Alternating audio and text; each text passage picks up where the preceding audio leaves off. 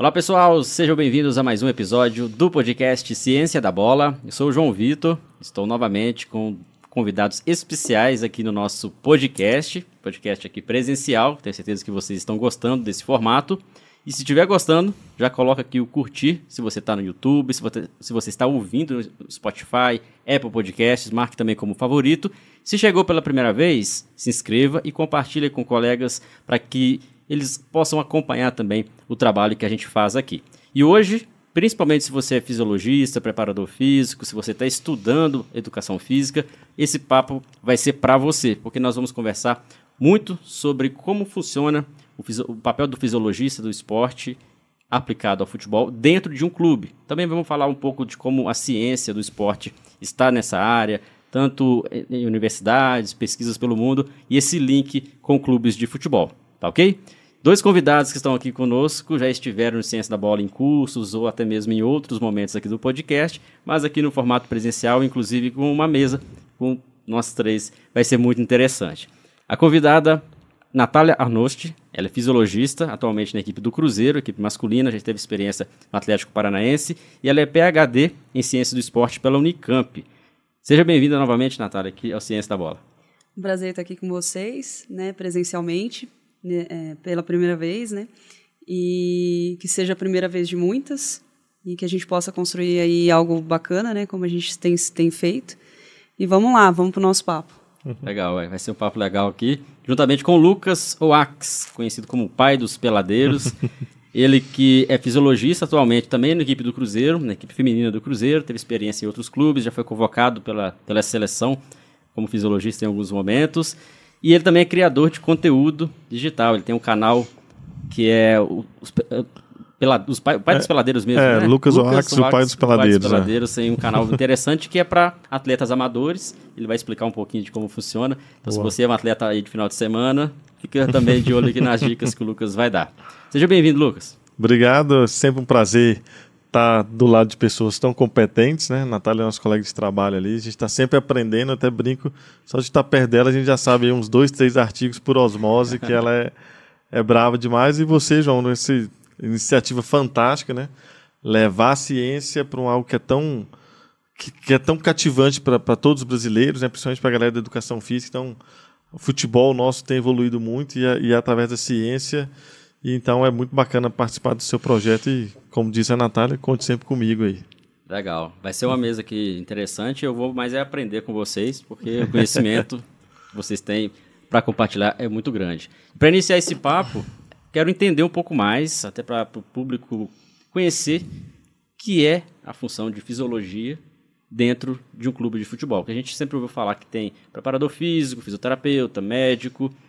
E hoje a gente ouve falar também a função de fisiologista e também do cientista do esporte. Há diferenças? É a mesma terminologia? Como seria? Damas primeiro, Natália. A fisiologia no futebol, ela a gente pode se dizer assim que é uma disciplina recente dentro do futebol. Como você disse, né, a gente tem a fisioterapia muito bem consolidada, a parte médica muito bem consolidada, a preparação física muito bem consolidada. E acho que a fisiologia ela surge como uma função de unir todas essas áreas, né, para que haja uma melhor tomada de decisão. E aí a gente brinca que a gente é um pouco o cientista dos dados ali, o cientista do esporte em si, né, do futebol.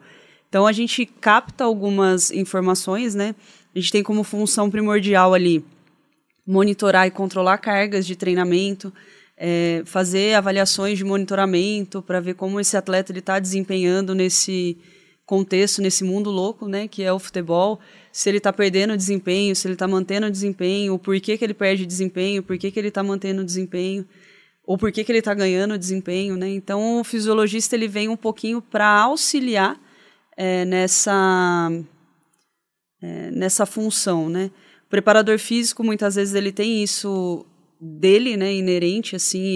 Eu falo um pouquinho porque eu comecei como preparadora física, né, e eu tinha um pouco dessa questão de querer solucionar, de monitorar, de controlar, de ver a melhor tomada de decisão. E eu penso o fisiologista ele tem essa função hoje dentro de um clube, né? E a gente faz parte de uma comissão técnica, a gente toma decisões juntos, em conjunto, né, com a fisioterapia, com o departamento médico, com a preparação física, e a gente leva as informações para o treinador ou treinadora, né? Que eu acho que essa é a função de uma comissão, né? De um staff ali, que é munir o treinador de informações para que ele tenha a melhor tomada de decisão. E ali também, né, junto com a preparação com a fisioterapia, nesse monitoramento e controle que a gente auxilia na prevenção da lesão, né? Então, a gente cria alguns alertas e alguns gatilhos que podem acontecer no meio do caminho e que a gente pode antecipar a lesão. Né? Então, a lesão ela vai acontecer, né? A gente sabe... Pode sinais, né, dá por contato. Às vezes a gente nem consegue prever porque é por contato. Mas uma fadiga muscular. Será que a gente não tem nenhuma avaliação que a gente pode fazer com esse atleta? A carga dele está muito alta, o agudo crônico dele está dando sinais ali de... sempre aumentando nas últimas semanas. Então, será que isso não é um alerta para a gente? Então, a gente, olhando esses dados, a nossa função é observar e tentar captar o que pode ter de errado ali, né? Então, essa é a nossa função diariamente, né, Lu? Só para o pessoal entender, né, o que está sendo o futebol, né, essa questão dos dados no futebol. Não que eu seja velho, mas eu comecei novo, né? Mas em 2007, para vocês terem ideia, no próprio Cruzeiro, quando eu iniciei, o nosso controle era apenas de 4 variáveis, né, que era a frequência cardíaca do limiar, frequência cardíaca máxima, tempo e densidade do treino. Era só isso que existia de tecnologia disponível. Hoje a gente, né, tem o prazer de trabalhar com equipamentos de altíssima, de ponta mesmo, que controla 400, 500 variáveis por segundo, né? Obviamente a gente não consegue analisar todos, a gente acaba filtrando ali, mas hoje o volume de dados, o volume de informações que a gente tem que gerar e a gente tem que gerir, né, é muito alto. E dentro de uma comissão, né, a gente sempre fala, cara, a tomada de decisão nem sempre vai ser somente nossa.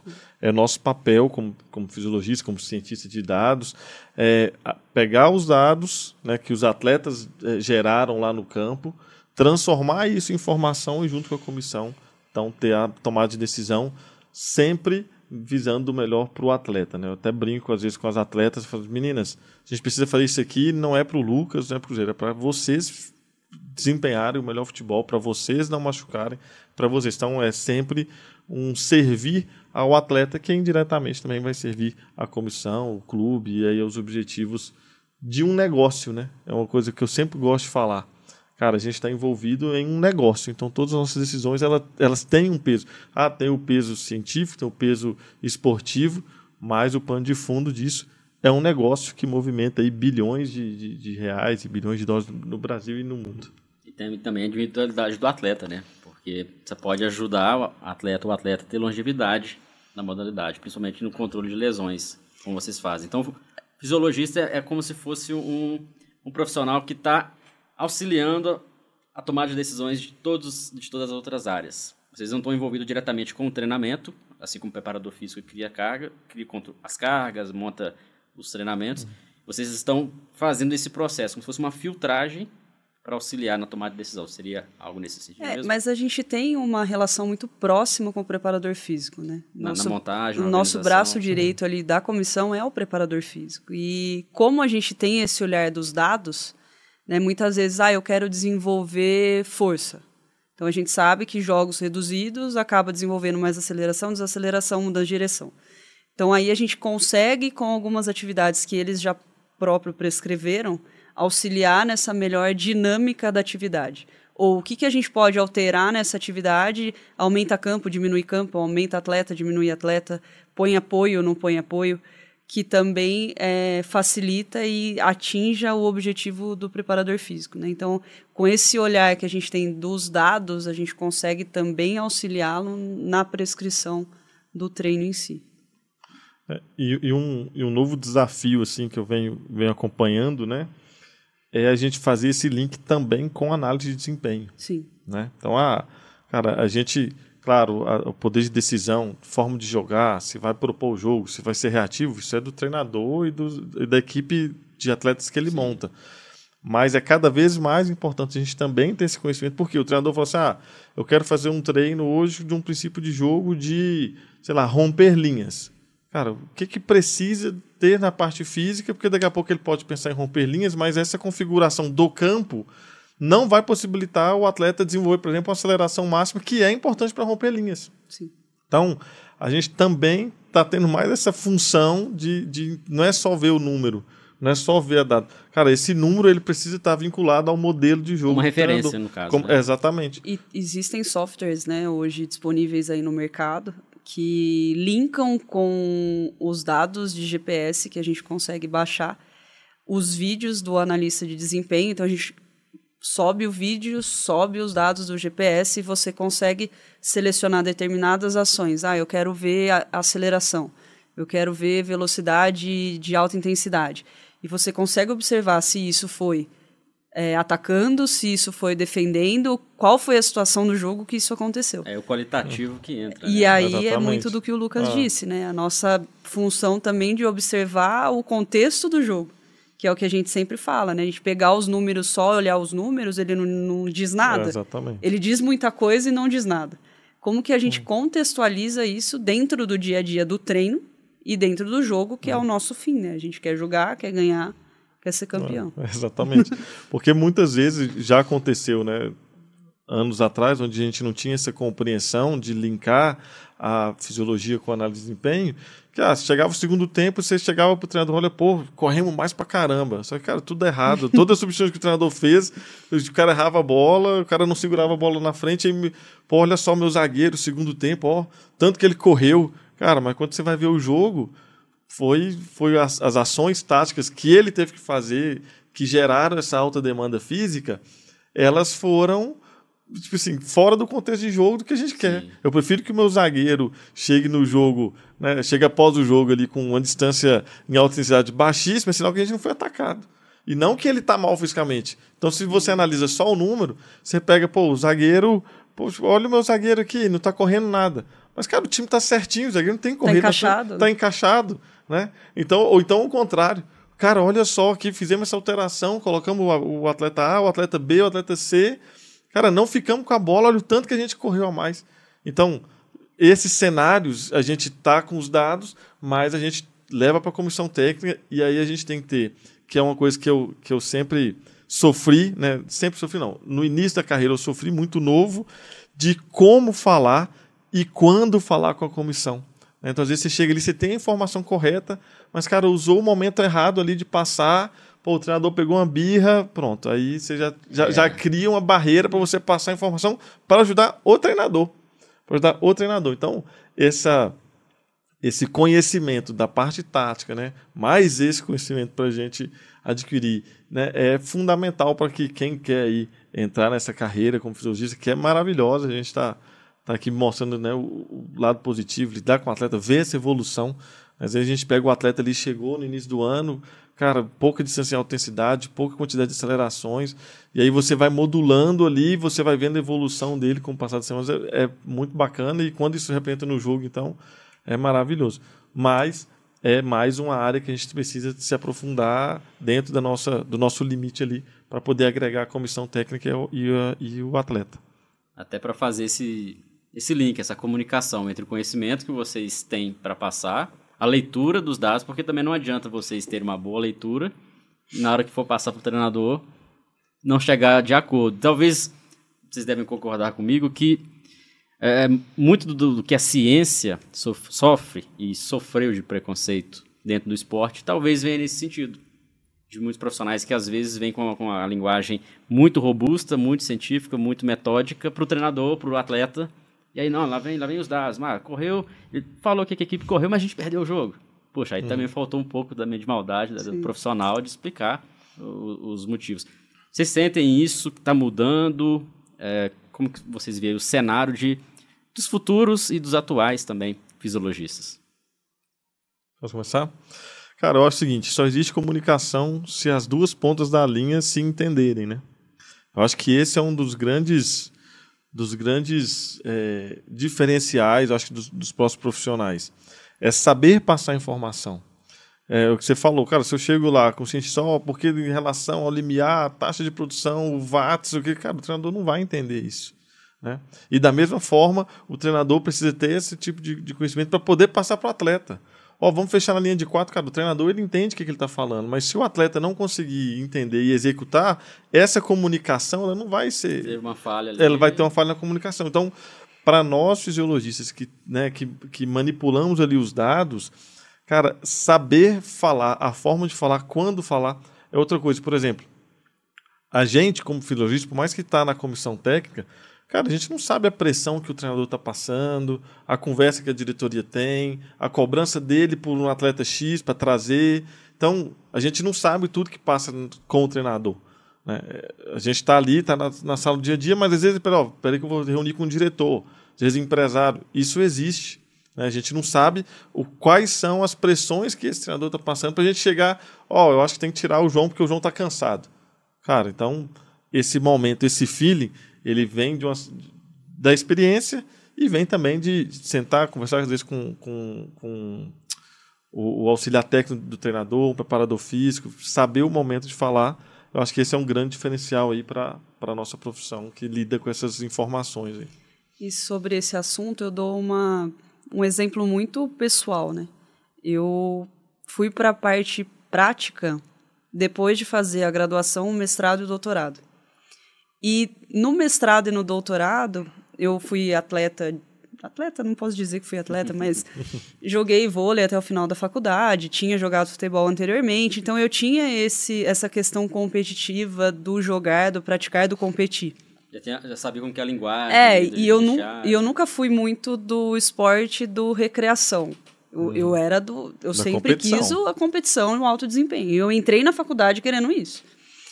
E eu sempre tive também um espírito aguçado assim, para saber das coisas. Então eu gostava de pesquisar e fui para a iniciação científica, sempre visando o alto desempenho. Você quer trabalhar com o quê? Eu quero trabalhar com alto desempenho. Como eu jogava vôlei, vou trabalhar com vôlei. Como eu era apaixonado por futebol, não. Quero o vôlei ou o futebol, que era o que eu gostava. Né? As minhas iniciações elas foram tanto com vôlei quanto com futebol. Aí vou para o mestrado, né? Mestrado fui fazer com a canoagem e slalom, que era algo completamente diferente do que eu tinha visto na minha vida. Nunca tinha visto isso, mas a cidade que eu fiz o mestrado tinha o rio, tinha canoagem, mas era alto desempenho. Dos meus 6 atletas do mestrado, 4 eram na seleção brasileira, beleza? Controle de treino, avaliação fisiológica. Aí fui para o doutorado. Mesma coisa, era uma equipe de futsal disputando o Campeonato Paulista, avaliação fisiológica, controle de treino, umas avaliações biomecânicas ali. Mas eu sempre queria resolver o problema da prática. Então, o que o treinador precisa?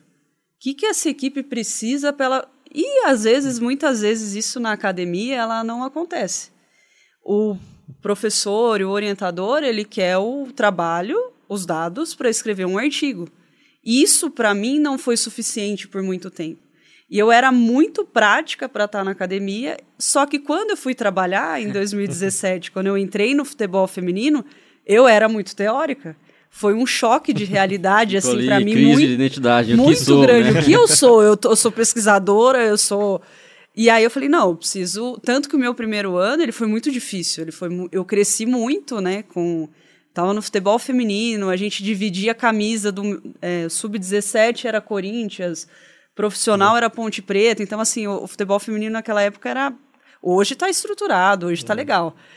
E a comissão técnica nossa era eu, preparadora física, supervisora era jogadora e supervisora. Psicóloga. A treinadora fazia tudo, a gente carregava tudo. Então, assim, eu queria resolver o problema, mas eu sabia que eu tinha muita coisa do livro para trazer para lá. Eu falava, gente, mas não vai dar certo.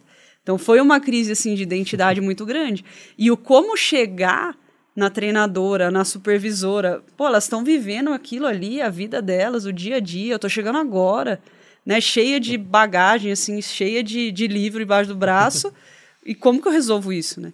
E eu sou uma pessoa que eu sou prática. Eu falo, E com o tempo você vai aprendendo, como o Lucas disse, o seu momento de falar. Qual é a hora de falar? Qual é o momento de apontar aquilo?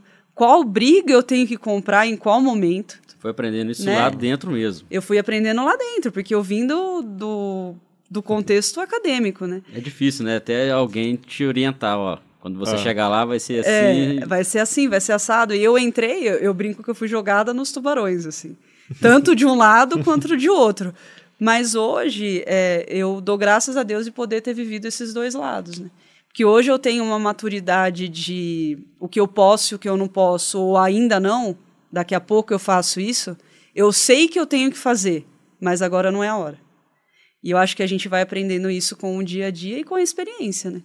Eu não sou a Natália de 2017, né? Eu evolui muito, eu cresci muito, eu aprendi muito, bati muito a cabeça, né? Eu acho que isso também a gente tem que pontuar, mas eu acho que as duas coisas só me engrandeceram, né? Então acaba que as experiências de vocês foram mesmo empíricas nesse sentido. Ninguém antes explicou como que vai ser e talvez essa dificuldade ainda vai permanecer com os profissionais, porque dificilmente a linguagem científica ela vai mudar para ajustar algum contexto. E dificilmente também a linguagem do esporte, de repente, você vai ter que estruturar para que ela seja científica. E também nem precisa.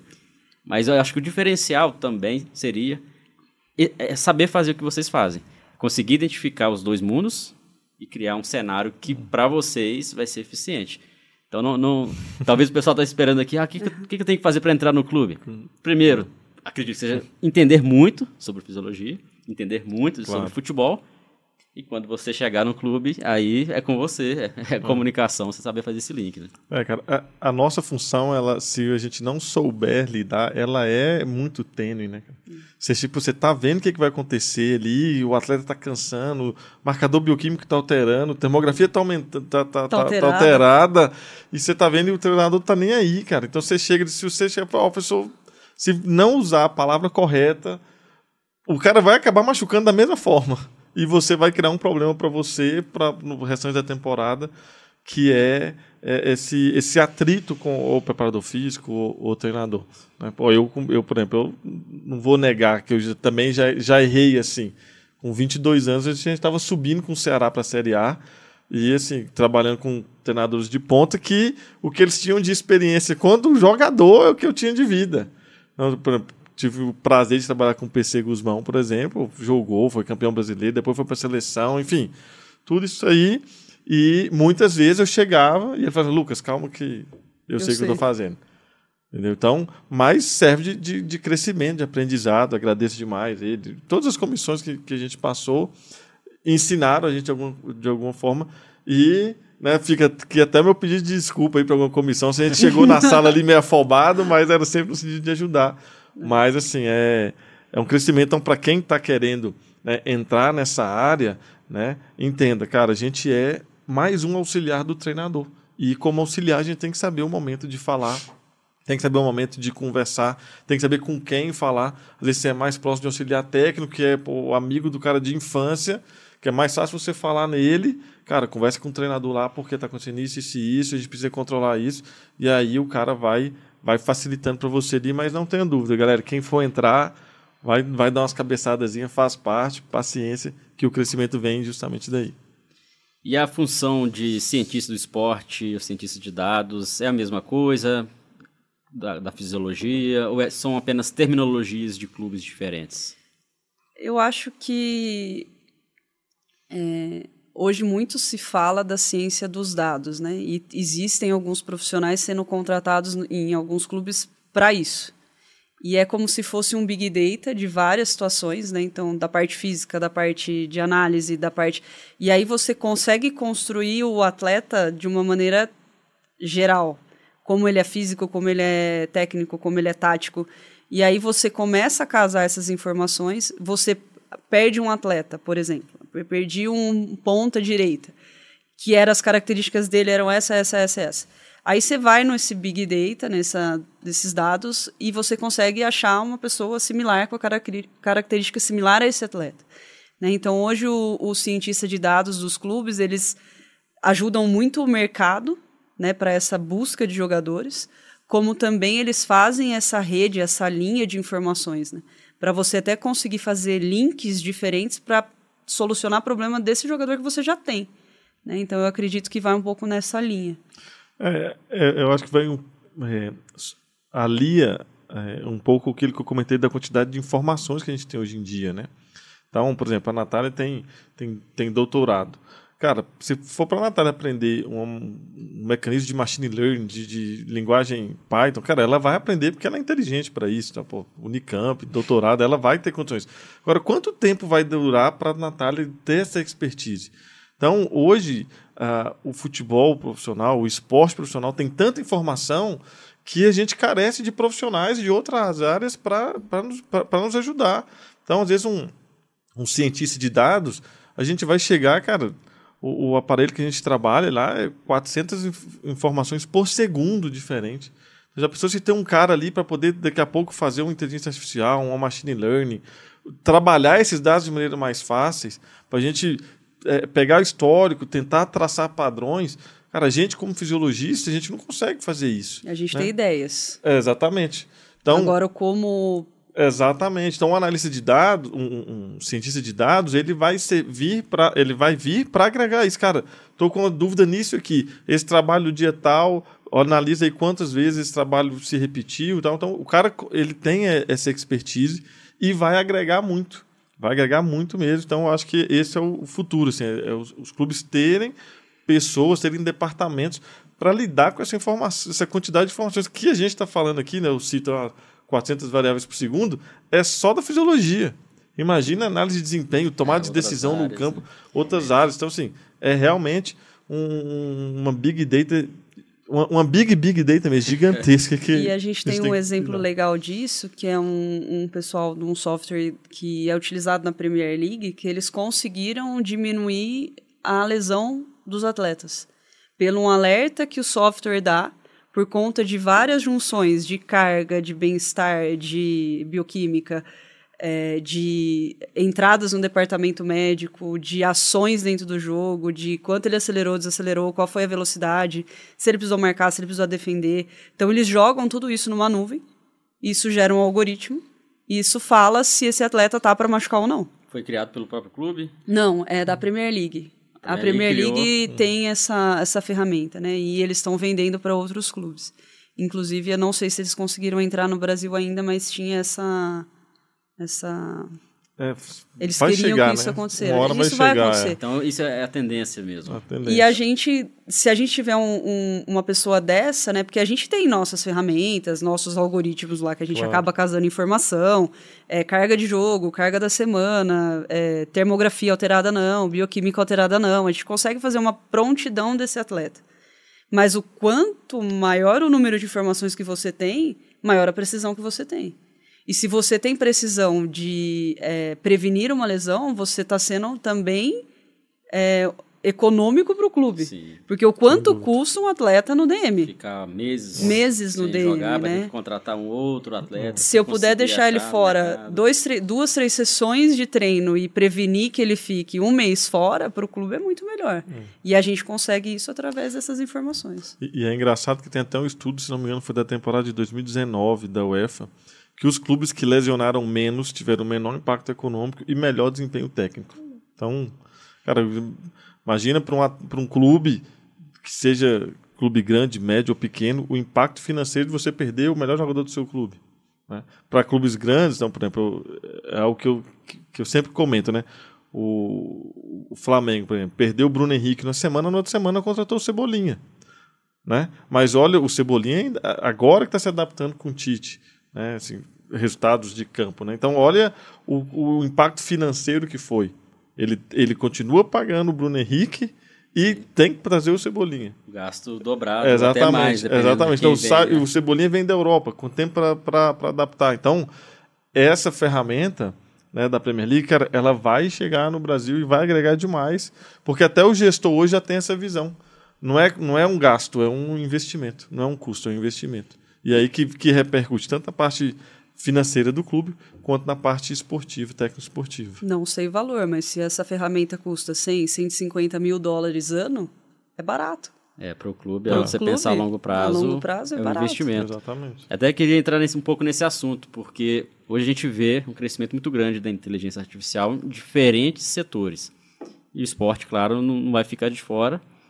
E talvez será que a área onde a IA vai entrar mais forte seria realmente essa área que vocês estão dizendo, que é a área de controle de cargas, análise de todos os cenários, de todas as áreas. Pelo que vocês falaram, eu não sabia desse aplicativo, né, desse software que está sendo desenvolvido. Com certeza, após ele, deve vir outros, várias empresas já organizando. E o trabalho de vocês, do fisiologista, vai ter que entender um pouco mais também sobre IA, vai ter que se aperfeiçoar. Porque quem está nos ouvindo, quem está assistindo a gente, com certeza ou já está trabalhando ou vai trabalhar e tem que estudar isso também, entender um pouco mais de algoritmo, de IA. Tem que estudar, né? Tem. Não tem como, cara. Não tem Senão como. fica fora do mercado, porque é justamente isso. Se não adaptar as tendências, né? Você tem que ter um mínimo... A gente usa muito o Power BI, né? Para comunicação dos dados e tal. E o Power BI é uma ferramenta dessa de visualização de dados, né? Então, ou você tem essa... você não tem que ser especialista no Power BI, mas tem que conseguir criar alguma coisa, conseguir linkar uma informação... Porque o entendimento, o que a gente quer visualizar, a gente tem isso no nosso dia a dia, né? Eu quero ver essa informação com essa, mas o como visualizar, né? E hoje a nossa base de dados, ela está no Power BI. Como existe também muitos clubes que fazem no Python, tem informações que a gente só consegue fazer no Python. Como que a gente conversa essas coisas, né? E, assim, ideias a gente tem de monte, né? Para quem... te interromper, só para quem não sabe o que é Power BI, Python, o que seria? São esses softwares de visualização de dados, né? De análise. E a linguagem deles também bem... Facilitar... Bem de programador, às vezes. O Python acho que é muito linguagem de programador, inclusive, sim, né? sim. O Power BI, ele é um Excel melhorado. Né? Mais bonito, mais visual. Uma boa referência, bem não isso é? mesmo. É um Excel melhorado. Agora, o Python não. O Python é programador total, assim. É analista mesmo de sistema, TI, que trabalha muito com Python. Justamente, assim, por isso que eu falei, né, cara? Imagina a gente parar aliado a tudo que a gente já faz, cara, vamos estudar agora programação, Python, linguagem de programação. Exatamente. Então, precisa mesmo desses profissionais, mas... Cara, vai ter o especialista, mas você tem que saber ali, pelo menos, onde é que aperta o on e o off ali. E não pra você travar poder... o programa, né? Pelo menos não atrapalhar o cara fez, você tem que saber fazer. Exatamente. Mas, assim, o insight, né, o know-how, ele vai continuar sendo do fisiologista, né? De como pensar isso. Tem muitas coisas surgindo aí na literatura, né?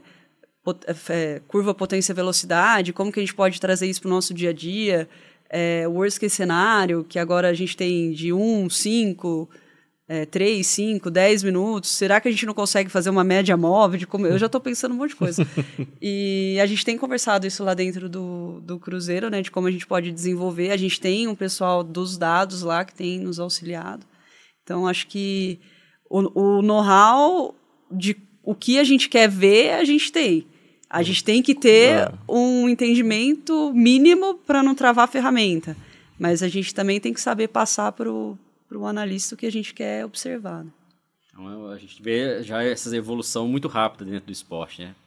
O Lucas citou que há poucos anos atrás, 10, 15 anos atrás, tinha essa dificuldade. Hoje a gente já vê a inteligência artificial e daqui 5 anos talvez vai ser muito mais fácil vocês terem esses dados, esse link. E aí o difícil mesmo, como a Natália disse, é esse olhar humano que vai ser o diferencial dentro do clube. Né? Cara, e assim, é tão rápido, por exemplo, o Cruzeiro em 2007 era um dos poucos clubes que tinha monitoramento de frequência cardíaca em todas as sessões. 2007, nós não tem nem 20 anos. Né? Em 2003 foi o primeiro estudo feito no futebol brasileiro com monitoramento de frequência cardíaca durante os jogos, né? Que foi no Cruzeiro, que com o finado Polar Team System 1 ainda, que era as fitas grossas, assim, atrapalhavam os atletas. E era duro, né? Era duro, não era confortável, era plástico mesmo. Era plástico duro mesmo, assim, não é hoje, cara, é um sensorzinho pequenininho que o cara coloca nas costas. Nem os atletas nem reclamam hoje em dia. Nem reclamam. Antigamente... o próprio colete tem o sensor, né? O colete do GPS tem o sensor da frequência cardíaca, então tá tudo conectado. Então, e nós estamos falando de 20 anos de evolução.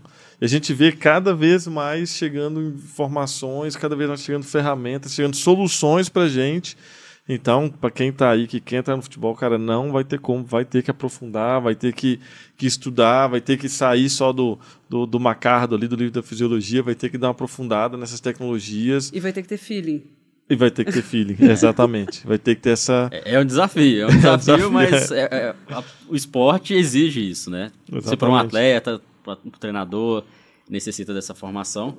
E interessante vocês tocaram no assunto do GPS, que é um rastreador que vocês têm, é o único rastreador que vocês têm para captar dados momentâneos ali do atleta? Ou tem outros tipos?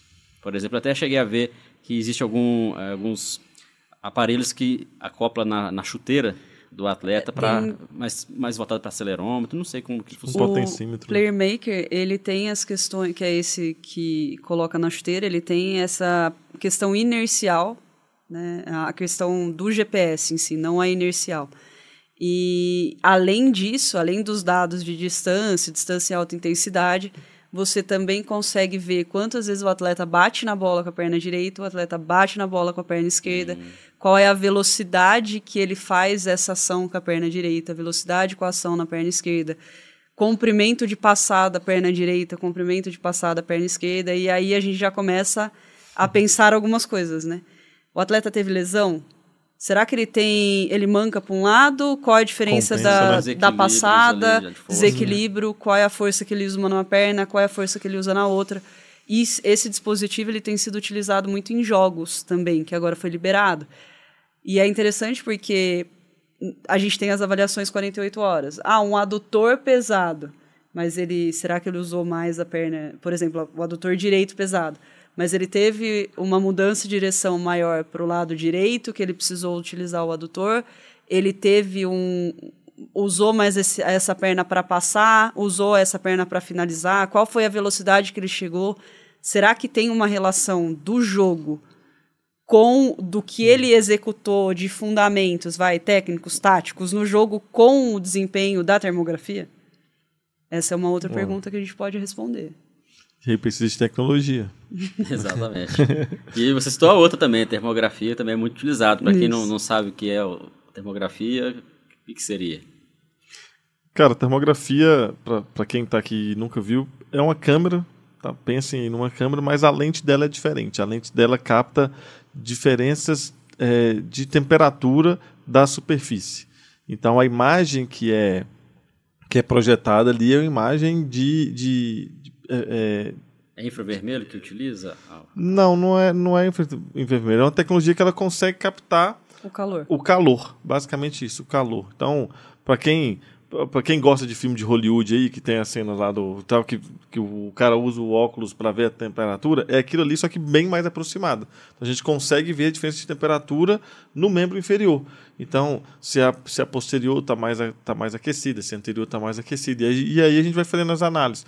Compara o atleta com ele mesmo, compara um membro com o outro, compara o tempo. Aí tem a parte operacional ali para a gente fazer o ROI, né, que é a área de interesse. Então, tudo isso aí a gente vai conseguir fazer, porque tem, né, Natália pode até acrescentar aqui, uma relação de que quando começa a surgir os processos inflamatórios e parte de edema, existe uma alteração nessa temperatura de superfície, que aí a termografia fica maior, porque aquela região... Não necessariamente. Né? A gente tem também, o que a gente usa bastante, né? Os atletas de alto rendimento, eles têm muita fibrose, que é quando você rompe as fibras musculares e aquele tecido se regenera de alguma maneira, mas ele não tem mais tanto uma...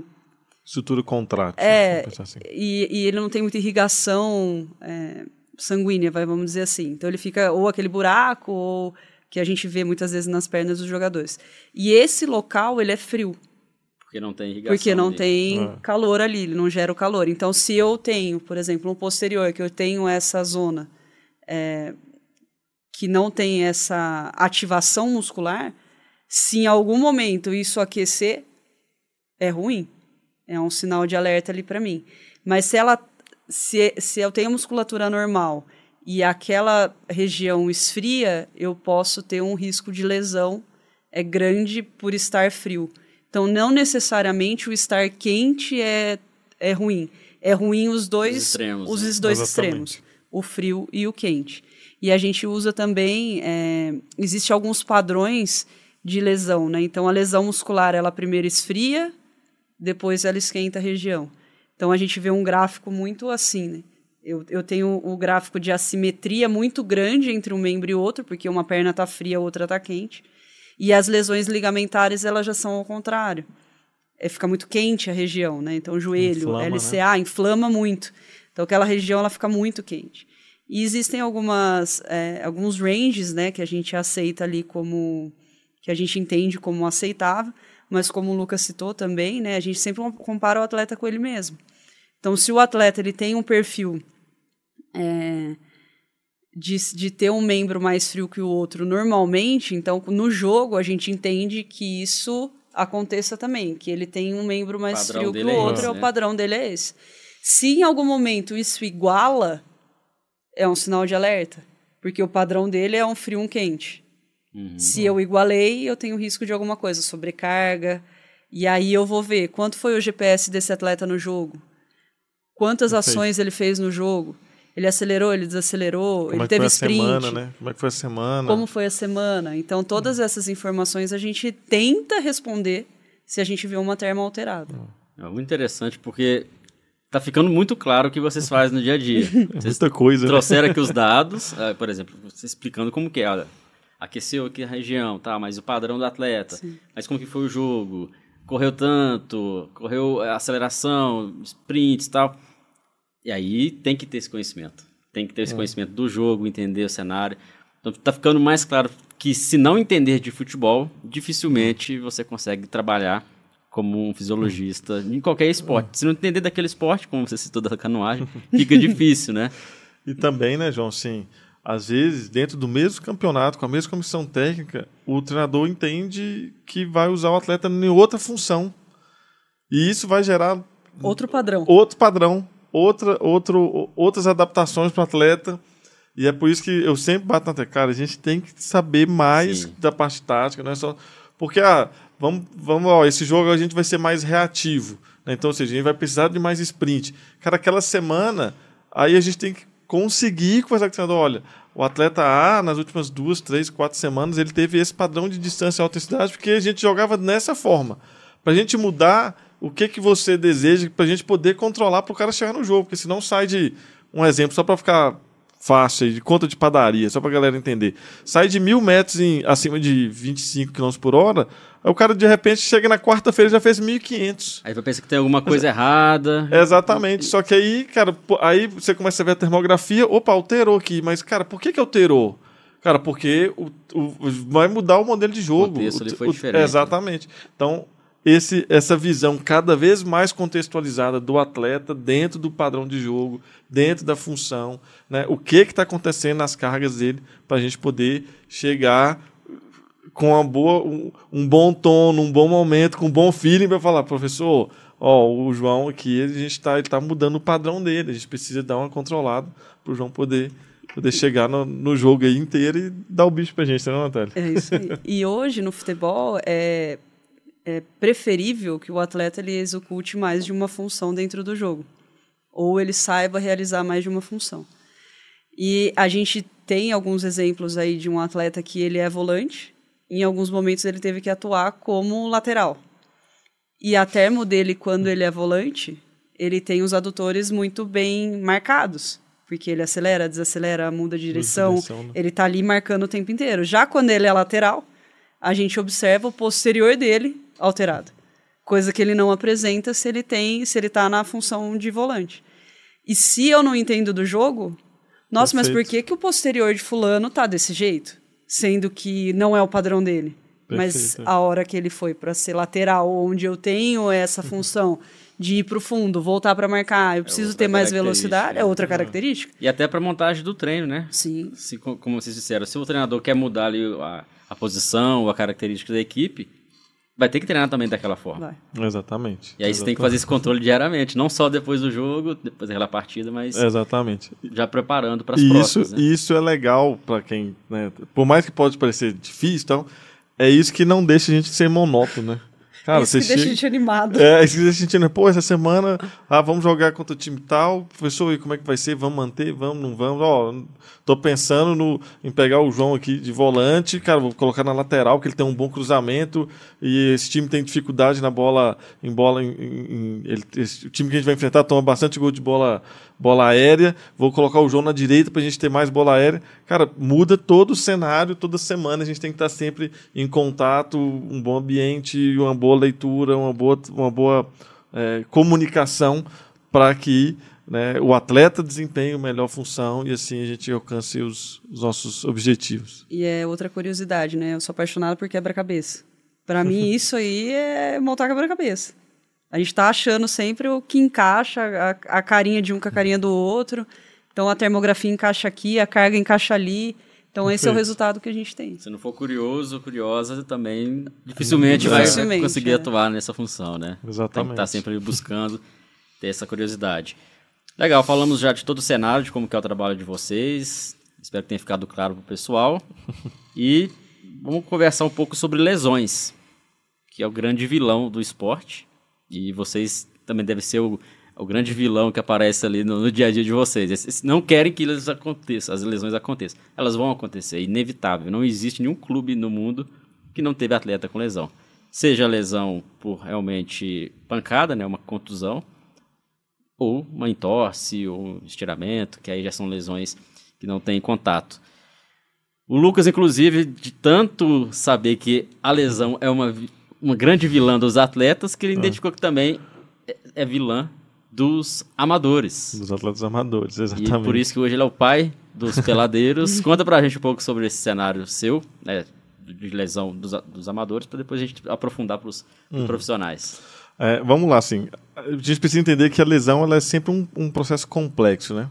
Eu até falo muito que assim, não existe resposta simples para problemas complexos.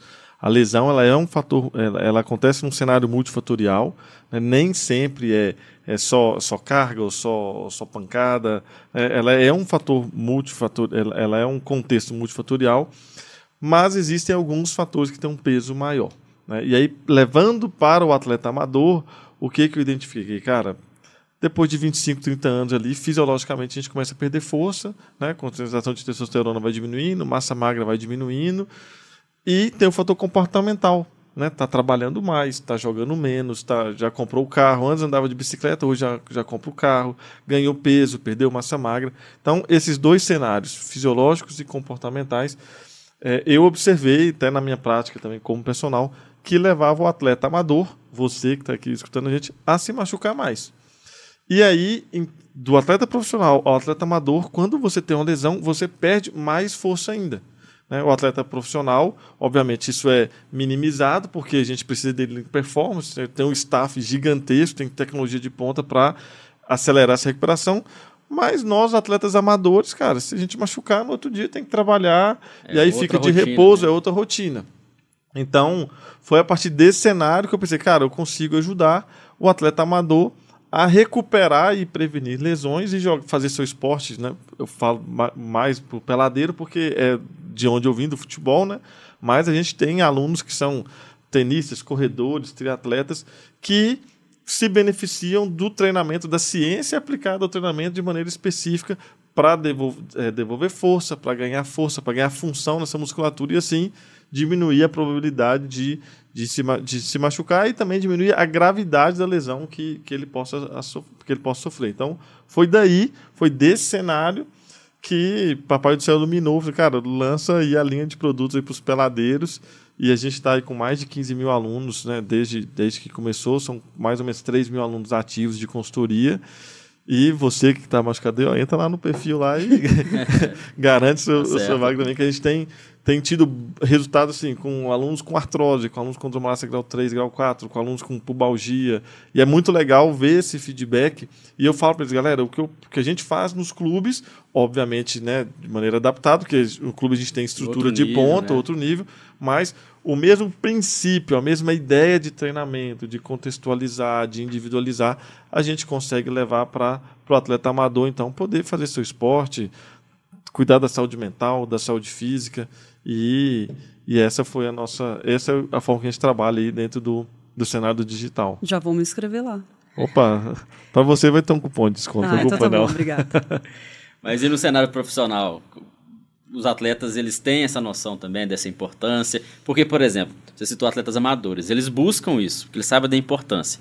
O atleta profissional, a atleta profissional, eles sabem dessa importância quando vocês vão para conversar com eles sabem o peso de uma lesão, o risco também de se ele não fazer um treinamento ali preventivo, ou eles estão muito no automático? Espera vocês chegarem para explicar sem eles terem essa autonomia. Eu acredito que muito se evoluiu quanto a isso, assim como evoluíram as questões tecnológicas.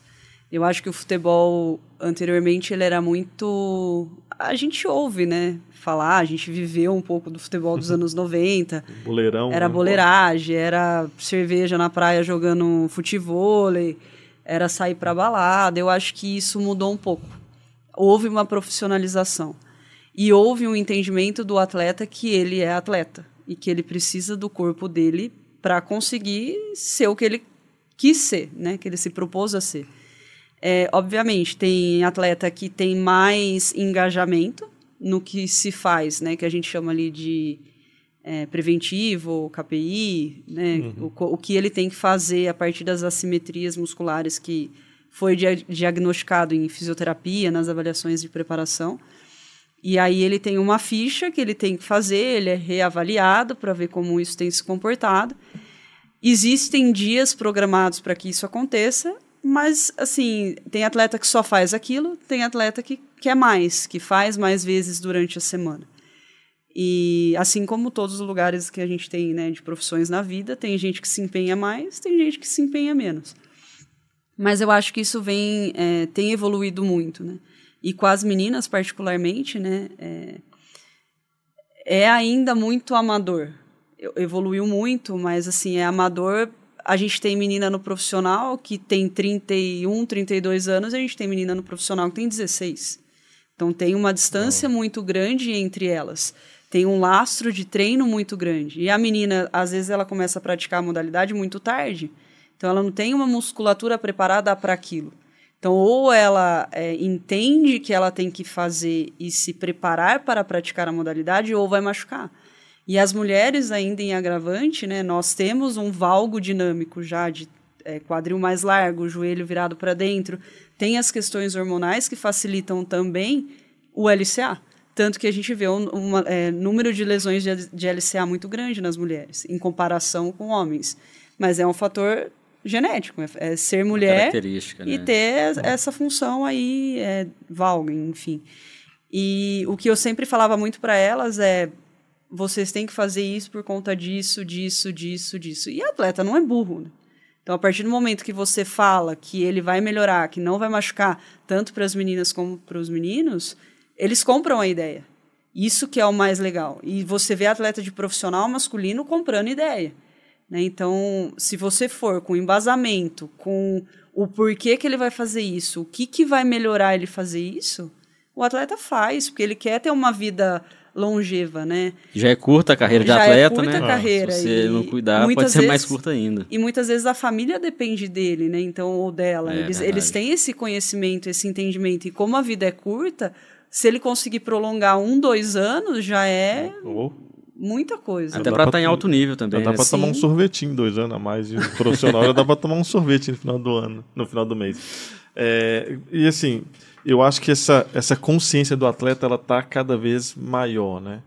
E a expectativa que eu tenho no futebol feminino é que essa profissionalização ela vai ser mais rápida do que no masculino, porque o investimento está surgindo, está tendo mais investimento, estão tendo mais competições, né?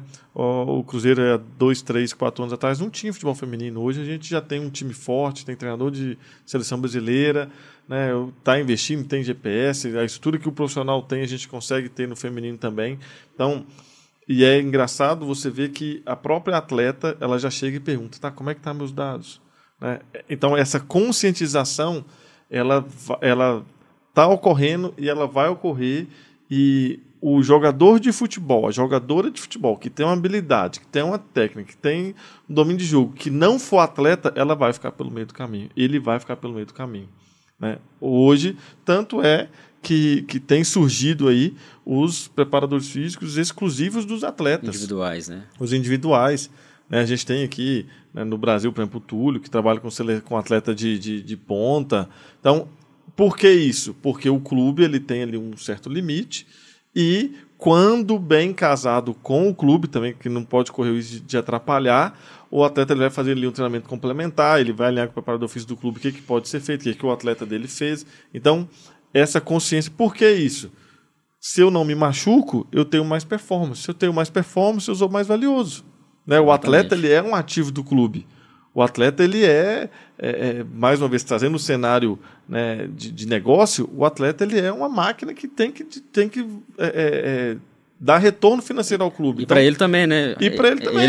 O corpo dele é o trabalho dele, é o empreendimento. Então, uma lesão de LCA. Hoje em dia, a medicina esportiva, o treinamento é muito claro, assim, é muito tranquilo. O cara rompeu o LCA, ele vai voltar a jogar ali com 8, 10 meses. Agora, e para a carreira dele? O que significa 8, 10 meses longe do mercado, longe da prateleira, vamos dizer assim? Então, o atleta ele entende isso e ele começa a colocar isso como investimento de carreira. Cara, eu vou contratar um personal aqui que ele vai fazer um trabalho, vai melhorar minha mobilidade, vai melhorar meu core, vai trabalhar para me melhorar, porque, cara, se o atleta melhorar, é mais dinheiro para o clube, é mais rentabilidade para ele, é mais rentabilidade e aí todo mundo tem a ganhar. Então é o cenário de que quem não se preparar, e é o que a gente está falando para profissionais de esporte. Sim. Se não se preparar, dificilmente vai conseguir vaga num clube, vai conseguir trabalhar diretamente com fisiologia, com preparação física, e para o atleta também. Se não se preparar, não vai conseguir. Exatamente. Às vezes você pode ser um excelente atleta, conseguir fazer a transição para o profissional, mas o tempo ali vai mostrando o excesso de lesões, o descuido. Vocês devem ter vivenciado isso com atletas durante a carreira, mas é interessante saber que o cenário, né, salvo exceções, o cenário maior é que há essa preocupação. Isso é importante, né? É importante a gente falar sobre esse assunto. Pena que não teremos tempo para continuar. Quando a gente começa a falar aqui no podcast. A gente marca outro depois. Marca outro, com certeza. Já fica o convite aqui para a gente conversar em outros momentos, para aprofundar mais sobre lesões, o dia a dia de vocês ali, dos desafios. Mas agradecer, Natália, por esse papo. Espero que o pessoal também tenha gostado, que você também tenha gostado de estar aqui presencialmente. E momento para você compartilhar suas redes sociais, quem quiser, de repente, conversar contigo sobre os seus estudos, tirar dúvidas, principalmente de quem foi aluno, né, de você, e também suas redes sociais. Eu que agradeço, né? É sempre um prazer estar aqui com você. Como eu já falei em alguns outros momentos, eu acho que eu que já estive do lado de lá, consumindo conteúdo, né, ouvir um pouquinho das pessoas que estão no dia a dia, né, eu acho que isso é de suma importância, né, e motiva também, né, ver o Lucas aí com toda a experiência que ele tem, tá num time feminino de ponta, eu, mulher, trabalhando no masculino, né, então acho que isso tudo é muito legal e a gente pode ver, quem está aí do outro lado sabe que pode alcançar, né, tem embasamento, estude, que isso vai acontecer. Minhas redes sociais é Natália, com TH, Arnosti. Eu uso basicamente o Instagram ali, né, para troca dessas informações. E sempre posto alguma coisa, né, de curiosidades. Tenho postado bastante coisa sobre termografia, que é algo que eu tenho gostado bastante. De tipo de treinamento, né, algo aí do futebol, do dia a dia, o que a gente pode compartilhar também. Entrem em contato, vamos conversar, sou super aberta para a gente trocar experiências, né? Eu acho que a gente que está nessa função tem um pouco disso, né? Essa obrigação também de ajudar as pessoas a conseguir transformar o sonho delas em realidade. Uhum. Como muitas pessoas também transformaram o meu, né? Eu acho que eu tenho o dever aí com o universo de contribuir. Né? Então, eu que agradeço, estou à disposição, contem comigo sempre. Valeu, Natália. Sucesso. Boa. Agora no clube. E com certeza a gente vai trocando mais ideias aqui no canal. Combinado. Lucas, também agradecer a participação. Opa. Desejo sucesso também no clube. Fica aí o convite aberto. Um momento para você divulgar a sua rede social, a principal. Uhum. Tanto para quem quer entender um pouco mais do cenário de fisiologia, quanto também para atleta que queira aí receber todo o atendimento, o conhecimento da consultoria que vocês têm. João, eu que agradeço, né? Eu sou entusiasta, assim, da troca de informações, né, do futebol brasileiro. Eu acho que isso engrandece todo mundo, engrandece a formação de novos profissionais, engrandece a nós que já estamos ali no meio, né? Então eu acho que precisa disso. Acho que cada vez mais a gente vê canais como, por exemplo, a UEFA Premier League, onde existe essa troca de informações dos clubes. Então, assim, a gente precisa de mais pessoas como você e que o seu canal continue, né, crescendo cada vez mais, levando informações e bons conteúdos aí para quem gosta de futebol, quer trabalhar com isso. Sobre as minhas redes sociais, basicamente Instagram, né, Lucas Oax, né, tem um espacinho ali, o pai dos peladeiros. Você que quer aprender sobre fisiologia, quer conversar sobre futebol profissional, me chama lá. Você que quer jogar seu futebol sem dor, quer jogar seu futebol sem lesões, a gente tem uma gama de produtos aí que vão de um valor mais barato a um valor mais exclusivo, né, onde vai ter mais contato comigo.